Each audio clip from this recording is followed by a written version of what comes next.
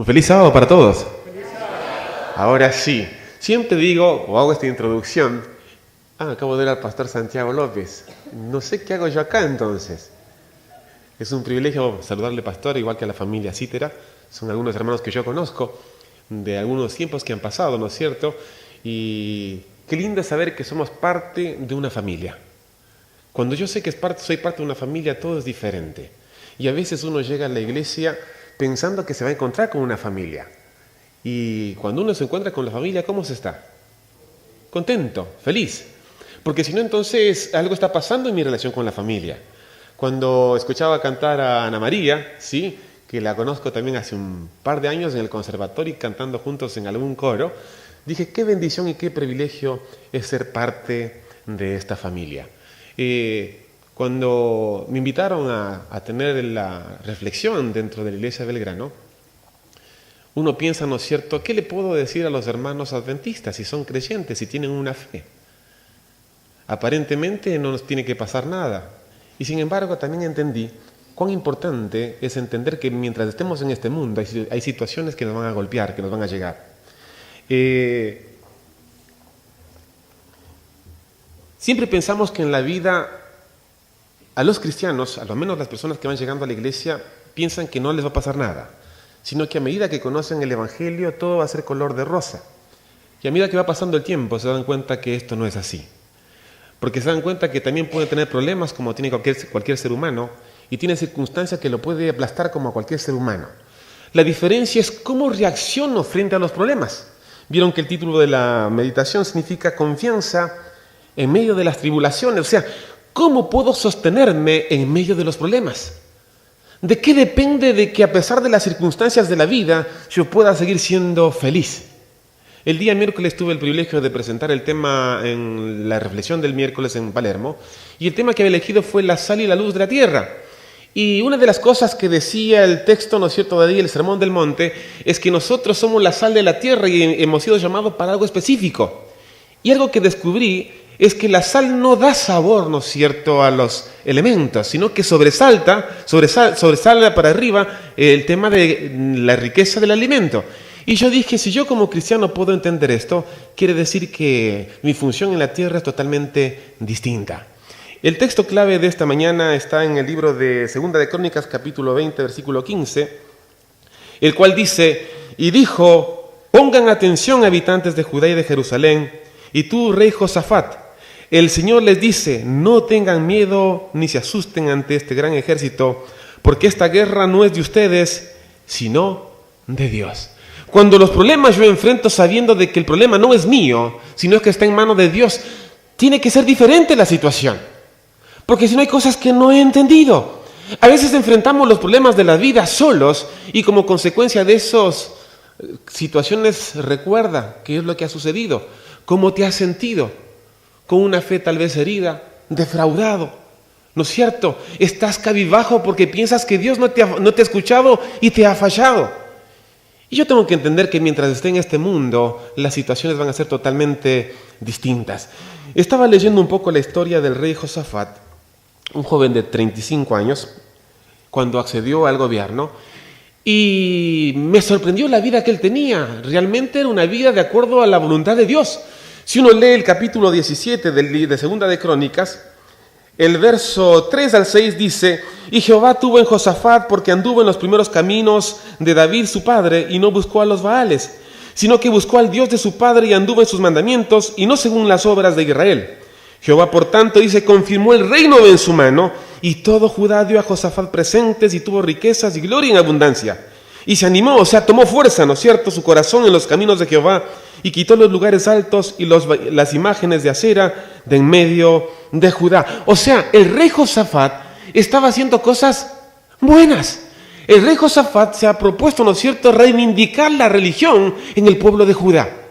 Porque dice que aquellos Baales que habían contaminado a su pueblo fueron quitados, fueron erradicados. Y sin embargo, hermanos, me da la sensación que él no la comenzó a pasar bien, a pesar de hacer cosas buenas para Dios. Si uno lee el capítulo 20, el versículo 1-2, te vas a encontrar con una verdad que es totalmente distinta. Y dice, pasadas estas cosas, Aconteció que los hijos de Moab y de Amón, y con ellos otros de los amonitas, vinieron contra Josafat a la guerra, y acudieron algunos y dieron aviso a Josafat diciendo: contra ti viene una gran multitud del otro lado del mar, y de Siria, he aquí están en Hasesón, Tomar, que es en Gadí. Y él automáticamente, ¿qué pasó? ¿Qué es lo que hizo cuando escuchó esta amenaza a su gobierno? ¿No escuchó? Tuvo temor. ¿Pero qué tipo de temor? ¿Miedo? ¿Cobardía? No, él tomó, ¿no es cierto? O mejor dicho, él supo que había un problema en serio. Y en vez de ser presuntuoso, ¿no es cierto? O sea, buscar el respaldo a través de su ejército, él humilla su corazón delante de Dios. Y va a la fuente, que es la solución de sus problemas. Y yo te pregunto en esta mañana, cuando tú tienes un problema, ¿a quién acudes? ¿A tu experiencia? ¿A lo que conoces? ¿A lo que te han dicho? Porque como cristianos me da la sensación que tenemos poder en Cristo. Y la pregunta del millón es: ¿por qué me cuesta tanto ir a los pies del Maestro para pedir una solución a mis problemas? Creo que es una cuestión de comunicación, de comunión con Dios, de relación, de confianza.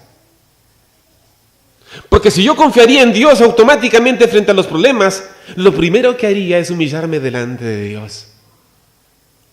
Para que Él me dé la alternativa, que Él me dé la salida que cree que le va a hacer bien a mi vida personal. ¿Cuántas veces has tomado el camino equivocado? Creyéndote sabio en una decisión y después te arrepientes porque ves el fruto de esa decisión como negativo.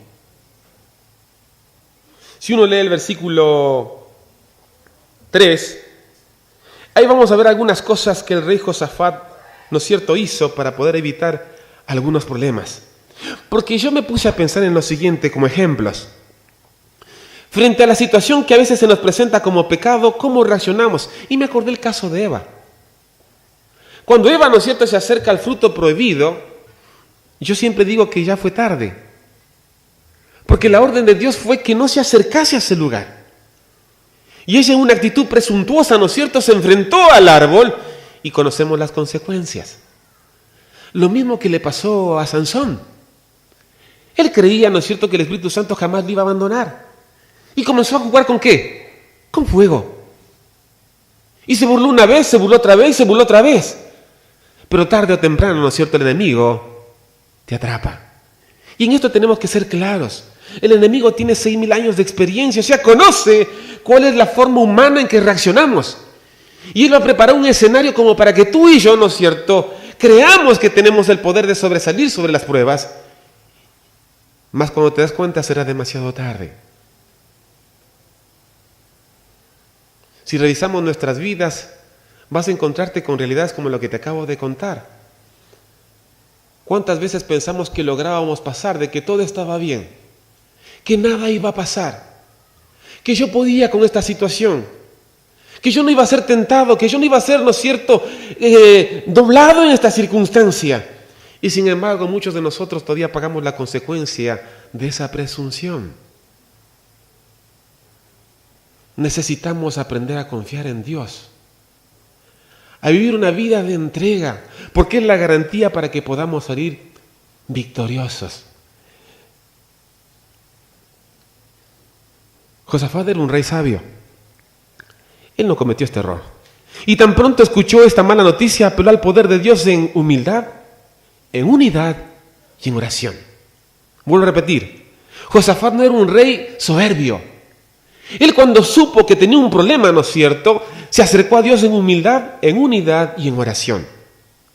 Porque cuando uno lee el capítulo 20 de Segunda de Crónicas, capítulo 3, la primera parte, dice: entonces él tuvo temor y Josafat humilló su rostro para consultar ¿a quién? A Jehová.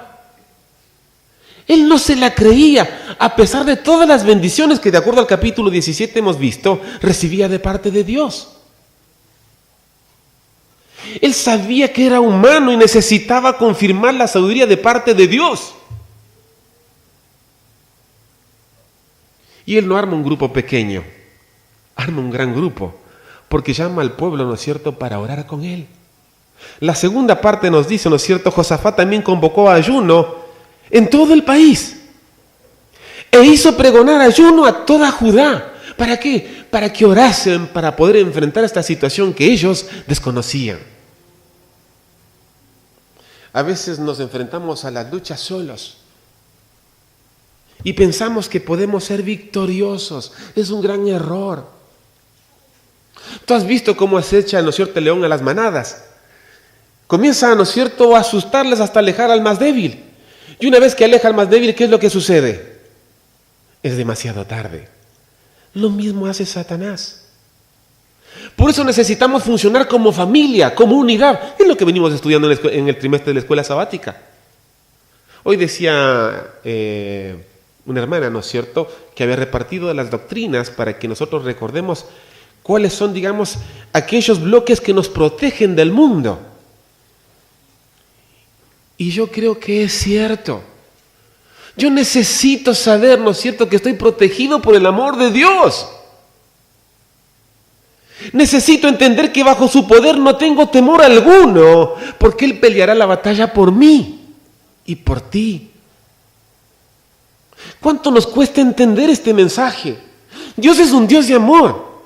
Y mientras estemos en el mundo, ¿no es cierto?, la promesa es que Él nos pueda proteger. Pero para que eso suceda, yo tengo que depender de Él.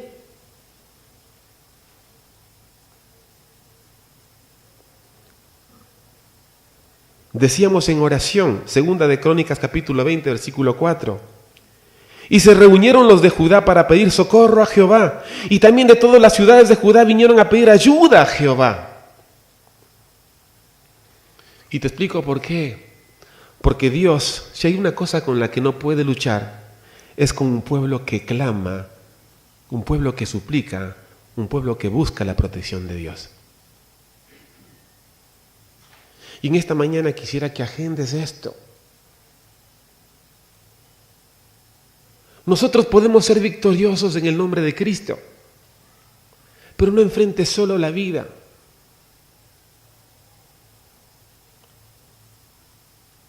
Josafat oró con la actitud correcta.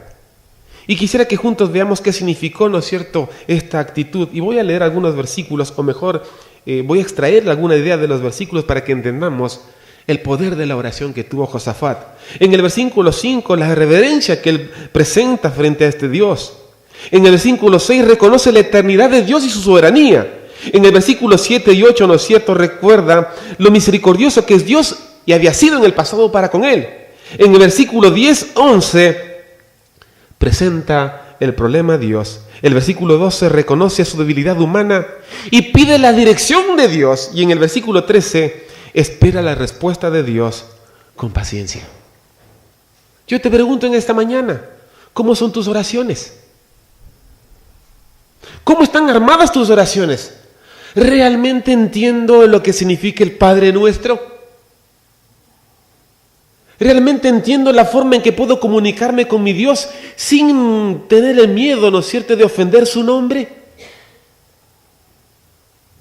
Tenemos un prototipo en la oración del rey Josafat. Humildad, reconocer quién es Dios, reconocer el poder de Dios, reconocer en el pasado qué es lo que ha hecho Dios por ti y por mí. Y en esto déjenme contarles una pequeña historia. Es mi historia. Cuando en el año 89 llegaba a la Argentina, producto de una beca para estudiar durante 11 meses, jamás pensé que el Señor quería que yo esté acá hace 30 años. Nunca en mi vida. Ni se me ocurrió en Argentina 30 años. No era el proyecto que estaba en mi mente. Yo, un joven en aquel entonces de 23 años. Y me dijeron que tengo que ir al CAP, porque no era la UAP, era el CAP. Y cuando fui para el CAP, en el CAP no había lo que yo buscaba, que era música lírica, ópera.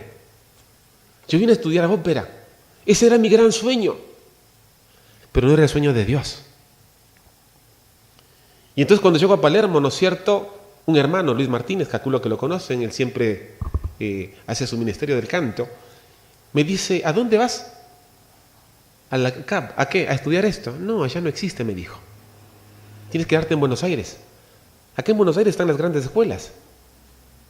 Y me habló del Colón, me habló del San Martín, me habló del Colegio Bucharda en su momento, y otras escuelas. Y yo dije, es cierto. Y renuncié a aquello y decidí quedarme acá en Buenos Aires. Lo que no sabía que me iban a llevar 4 años difíciles en mi vida para poder instalarme en esta Argentina. ¿Qué significa eso? Un ejemplo chiquito. No había plata para comer. Y entonces parado en una parada de un micro, ¿no es cierto? En una ventana había un paquete de galletitas. Había, dije, porque me lo llevé. Mientras estaba en el 11, ¿no es cierto? Para ir a una entrevista de trabajo, tuve que ir caminando hasta Avellaneda. Yo no sabía que era tan lejos. Después fui a la verdulería de la esquina y le dije al señor que por favor las frutas que iba a tirar, que no las tire, que yo pasaba y las retiraba. Porque no tenía dinero para poder comprarlas. Y así comencé el transitar de mi vida. Hasta que encontré un primer trabajo, ¿no es cierto?, en un taller de chapa y pintura, barriendo el taller, ¿no es cierto? Y José, me acordé el nombre, José, ¿no es cierto?, me pagaba unos australes, porque era el austral en ese entonces. Entonces llamé a mi papá desesperado, ¿no es cierto? Papá, le digo, no puedo seguir adelante porque no tengo plata. Mi papá cristiano, adventista del 7º día. Y del otro lado del teléfono me dijo, hijito, tú sabes que la situación para todos es difícil. Estoy orando para que Dios te bendiga. Esa fue la respuesta de mi padre. Y hoy le agradezco esa respuesta. Porque para mí fue, ¿no es cierto?, un impulso a tomar decisiones y acciones que no lo hubiese hecho si mi padre me hubiese atendido diferente. ¿Qué es lo que quiero decir con esto? Cuando uno comienza a poner la vida en las manos de Dios, todo es diferente. Porque en la noche que yo salí de la casa de Luis, porque me había quedado en la casa, él me llevó a su casa a dormir, escuché una conversación del otro lado del dormitorio, yo estaba en el living, que le decían a Luis, ¿y hasta cuándo se queda esta persona? Y entonces al día siguiente guardé un dentrífico, un cepillito, una Biblia, y me fui a dormir en un parque. Esa era la idea. Y comencé a caminar por la calle, hoy sé que es Entre Ríos, doblé por Belgrano, y cuando llego a la calle Rincón, giro a la derecha, veo un letrero que dice roticería Maranata. Maranata, un nombre familiar. Doblé a mano derecha, ¿no es cierto? Y me hice como que pasaba derecha.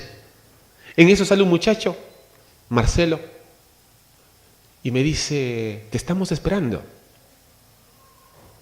Entré a su casa, cené, y cené muy bien, ¿no es cierto? Y antes de irme, Irma me dice, ¿a dónde vas? Le digo, voy para mi lugar. Dice, mira que acá tengo una habitación que nadie la usa, ¿querés quedarte?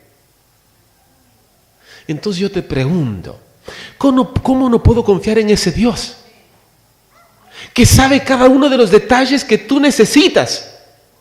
Pero yo necesito poner mi corazón en sus manos para que Él actúe.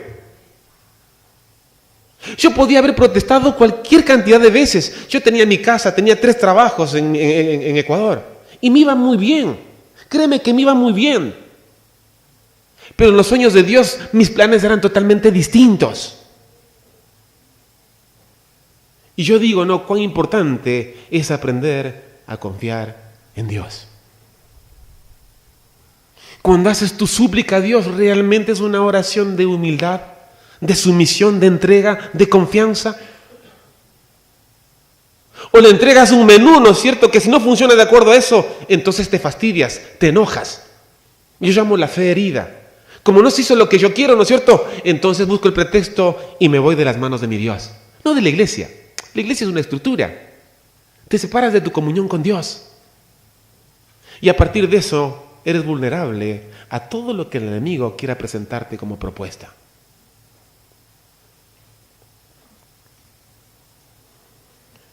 Yo tengo que entender que las tribulaciones cumplen 3 cosas, o 3 objetivos. Mostrarnos cuán frágiles somos. La segunda, mostrarnos el cuidado de Dios. Y la tercera, mostrarnos la solución de Dios. Yo te decía en el caso del rey Josafat, ¿no es cierto? Estaba todo bien. Y de pronto una noticia le cambia la vida.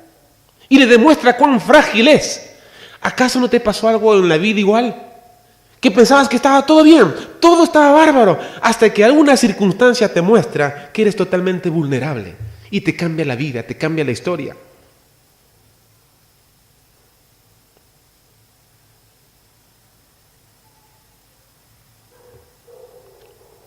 Cuando estamos al cuidado de Dios, Él se encarga de hablarnos. Yo noté 3 aspectos como Dios nos habla. Tú los conoces. ¿Cuáles son? ¿Cómo nos habla Dios? La palabra, la oración y la providencia.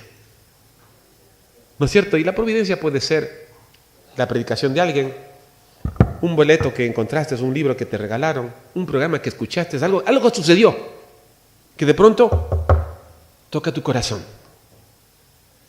Pero Dios está dispuesto a hablarnos. Entonces yo digo, si Dios está dispuesto a hablarme, realmente le doy la oportunidad. O sea, ¿tengo mi comunión con Dios de tal manera que Él pueda hablarme?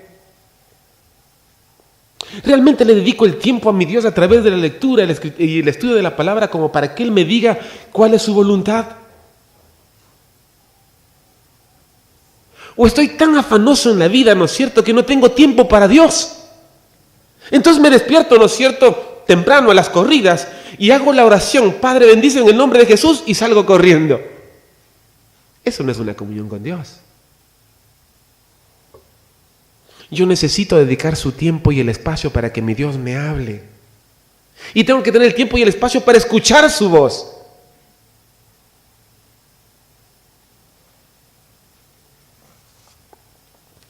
En Jeremías 33:3 dice, clama a mí y yo te responderé y te enseñaré cosas grandes y ocultas que tú no conoces. Eso es una promesa. La pregunta es, ¿clamo a Jehová? ¿Realmente clamo a Jehová? A veces llegamos a Jehová ya totalmente desahuciados, ¿no es cierto?, cuando ya nada sirve. Y aún allí yo te pido en esta mañana que clames a Jehová. Y Él te va a demostrar lo poderoso que es. Deja de luchar solo. El enemigo sabe cuán frágil eres. Dios respondió de inmediato a la oración del rey Josafat. Si uno lee el versículo 14 y 15, estamos hablando de 2 de Crónicas capítulo 20, dice lo siguiente: y estaba allí Jaasiel, hijo de Zacarías, hijo de Benaía, hijo de Jehiel, hijo de Matanías, levita de los hijos de Asaf, sobre el cual, ¿qué pasó? Vino el Espíritu de Jehová en medio de su oración y dijo: oíd Judá todo y vosotros moradores de Jerusalén, y tú, rey Josafat, Jehová os dice así: no temáis ni os amedrentéis, o sea, asustéis o desaniméis o atemoricéis delante de esta multitud que es grande, porque dice, no es vuestra la guerra, sino ¿de quién? De Dios. ¿Tienes miedo? ¿Estás atemorizado? ¿Estás asustado frente al problema que tienes? Aquí hay un consejo. Aquí hay una respuesta. No temas, porque la lucha es de Dios. Deja de luchar solo. No puedes enfrentarlo, vas a perder. Necesitas del poder de Dios. Necesitamos de su poder. Es la única forma que podemos ser victoriosos en Cristo Jesús.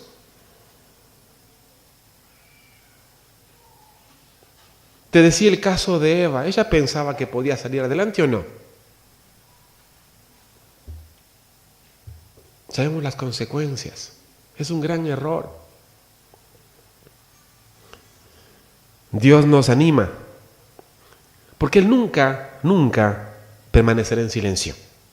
Ante las oraciones de sus hijos, a nosotros hoy día Dios nos habla a través de su palabra, a través de los líderes de la iglesia, a través de las circunstancias, a través de otro hermano en la fe, etc. Y dice, al igual que el rey Josafat, que déles la pelea. Decía que Dios nos anima. En el versículo 15, la segunda parte, le decía: no temáis ni os amedrentéis delante de esta multitud tan grande, porque no es vuestra la guerra, sino de Dios.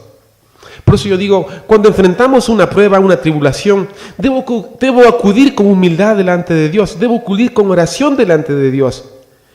Y sé que la única forma que voy a encontrar apoyo y aliento en esta necesidad o en esta circunstancia. Isaías capítulo 41, versículo 10, dice lo siguiente: no tengas miedo porque yo estoy contigo. No te desalientes porque yo soy tu Dios. Te daré fuerzas y te ayudaré. Te sostendré con mi mano derecha y victoriosa. Es una promesa.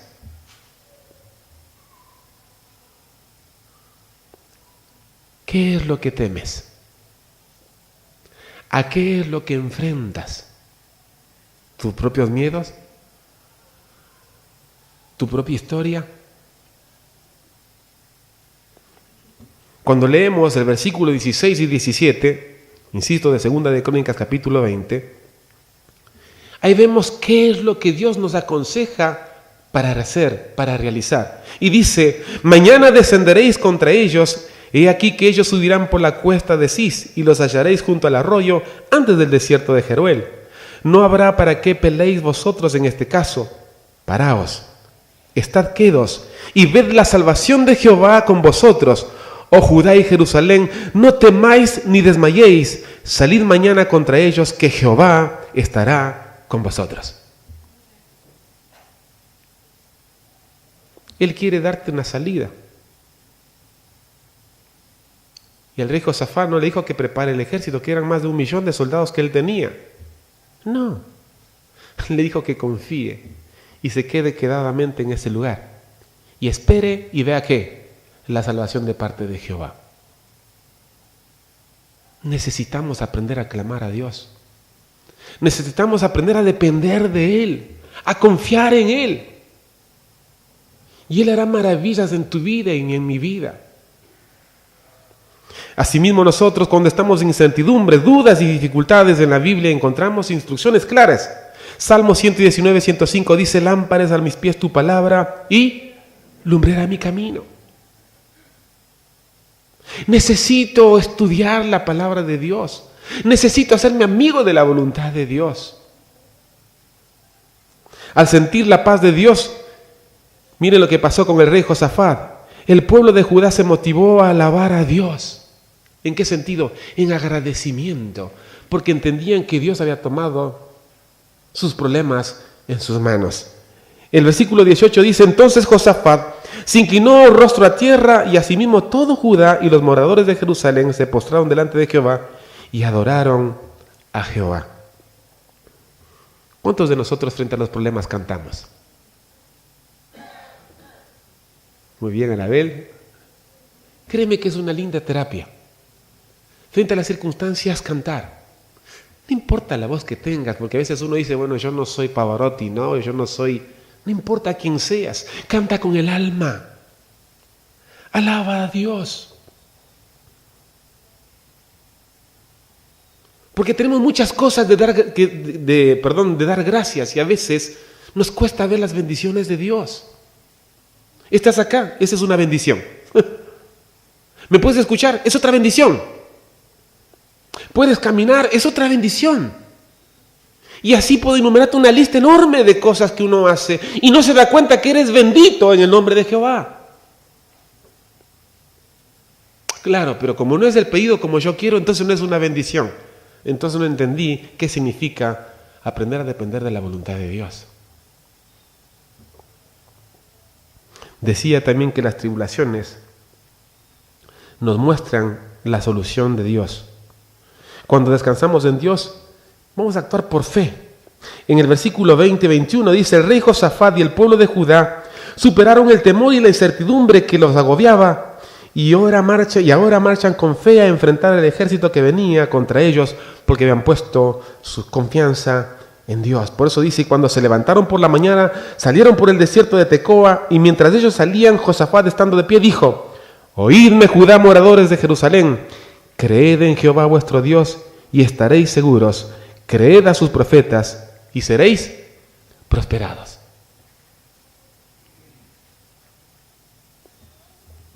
¿Creo en sus profetas?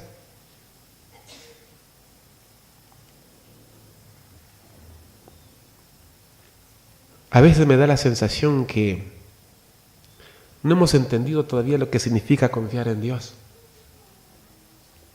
Hablamos de fe, hablamos de relación, hablamos de comunión, pero todavía no hemos hecho el punto final, que es confiar en Dios y es dejar nuestras vidas en sus manos para que Él haga su voluntad.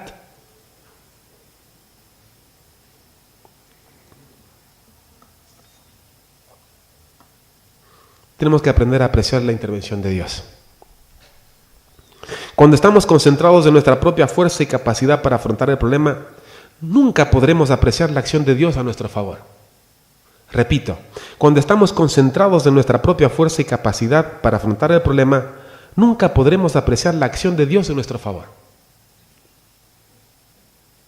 Cuando nuestros ojos están puestos en nosotros mismos, no percibimos la mano protectora de Dios a nuestro alrededor. Porque me pasó esto, me pasa esto, y dejo, ¿no es cierto?, de pensar qué es Dios, qué es lo que Dios quiere hacer por mí.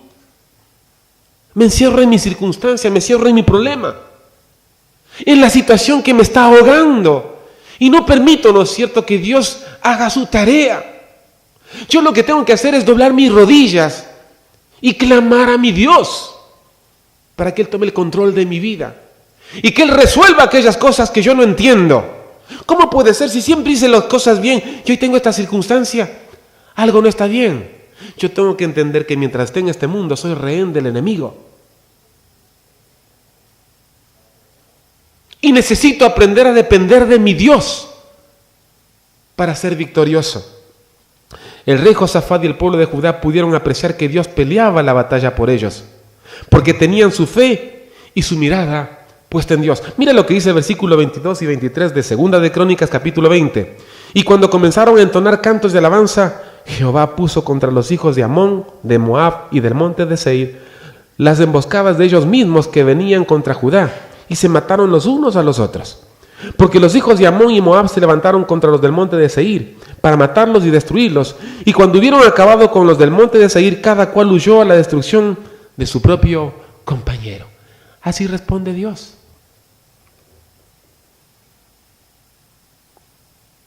Qué fantástico es ver cómo Dios interviene en nuestras vidas. Recuerdo el año 2001, me habían dado Lecov y patacones, ¿se acuerdan? Una crisis enorme. Mirta estaba en Palermo también, y recuerdo en una de esas ocasiones ser agraciado con un favor de parte de Mirta, porque realmente era complicado llevar el sustento a la familia. En la empresa que yo trabajaba, no me podían pagar más. Y Garo, Jajaroñán, mi jefe, me dijo: Lindon, yo lo único que puedo hacer es pagarte 600 pesos. De estar ganando casi $4,000. Estaba la convertibilidad, ustedes recuerden. Había nacido mi segundo hijo. Estaba Brian, estaba Elian. Y Elian, como toda la familia, habíamos decidido que sea vegetariano. Entonces la leche de soja, ¿no es cierto?, salía 300 pesos el tachito, que era la mitad del sueldo que yo cobraba. O sea, o vive Elian o morimos todos. Y yo le digo a la flaca, a mi esposa, no sé qué hacer. Y entonces ella dice: dame un segundo. Se encerró en el cuarto y me trajo un papel. Y me dijo que vaya al laboratorio, que era el que hacía esta leche, ¿no es cierto?, y se le entregase esa carta. Y yo entregué esa carta. Nunca leí la carta, ¿eh? Yo lo que sé que a los 4 días me llamaron por teléfono que tenía que pasar por el laboratorio a retirar unas muestras para mí. Cuando llegué, habían, no sé, 4 o 5 cajas de leche. Cada caja tenía 12. Entonces metí en el auto, yo tenía un Clio en ese entonces, y me sobraba leche por doquier, y cada 15 días yo tenía que ir a retirar leche. Entonces, en el edificio donde yo vivía, en el barrio Sport en ese momento, todos consumían leche de soja, porque regalábamos a todos la leche que nos daban. Porque así reacciona Dios. ¿Se entiende? Y cuando fui donde Garo, le dije: Garo, yo no puedo seguir así. Me dijo: no puedo otra cosa, tendrás que irte. Entonces me llevaron a un escribano, me hicieron firmar porque yo estaba en negro, valga la redundancia, ¿no es cierto?, y no me pagaban todo completo. Y entonces fue un escribano, ¿no es cierto? Firmé los papeles para que después no los pueda reclamar y me dieron un dinero. Y yo con esos 5,000 pesos, porque era 5,000 pesos, dije, Dios, ¿qué hago? ¿Qué hago, Dios? Y me llama Celia. Celia era una fabricante textil. Y me dice, ¿qué te pasó? Y le conté. Y él me dijo que vaya para su taller. Y fui a su taller. Y me dijo, ¿y por qué no comienzas tu propio negocio? Y yo le dije, pero yo no sé sobre esto. Yo me encargo. Y yo no sé sobre esto. Yo me encargo. Yo me encargo y yo me encargo. Simplifico. A los 6 meses tenía armado una colección. Presenté a un cliente que se llama Martina Di Trento. Las mujeres deben conocerlo. ¿Sí? Y presenté a Coto otra colección. A ver qué sucedía. A los 15 días me llamaron de Martina Di Trento. Habían elegido toda la colección. Llamé a Coto, habían elegido toda la colección. Y ahora tenía un problema. ¿Cómo fabrico eso si yo no tengo plata? Créanme, hermanos, era imposible. No había forma de producir las demandas que me habían hecho. Simplifico la historia. Dios quiso que yo tenga un emprendimiento. Como fruto de ese emprendimiento, Dios quiso que tenga un hogar un poco más cómodo, que mi familia pueda estar más tranquila. Entonces yo digo, ¿cómo no puedo confiar en Dios si Dios me está demostrando que cuando mi vida está en sus manos todo es diferente? Yo necesito aprender a dejar mi vida en sus manos para que Él haga la diferencia.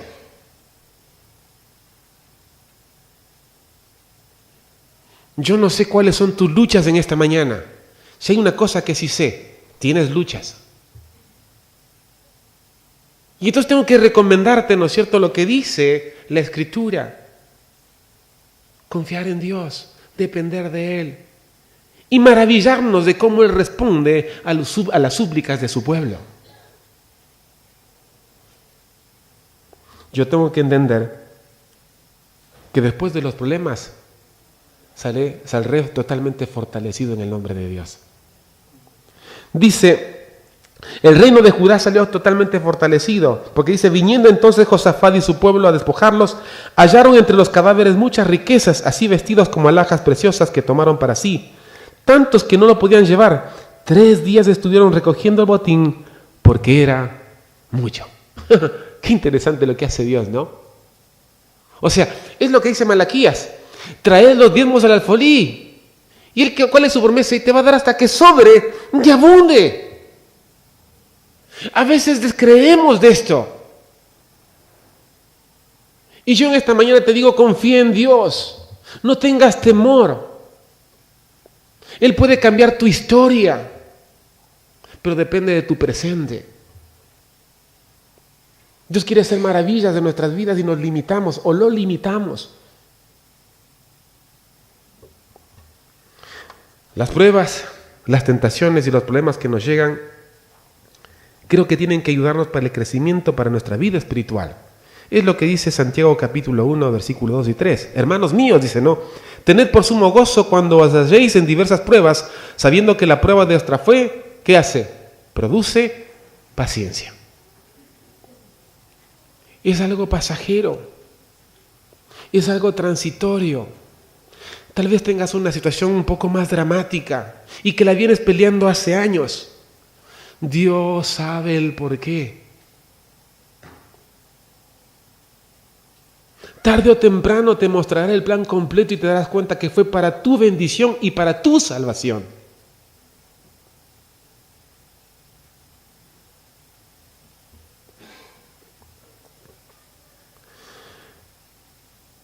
Para terminar voy a saltarme un par de hojitas porque me parece que era demasiado.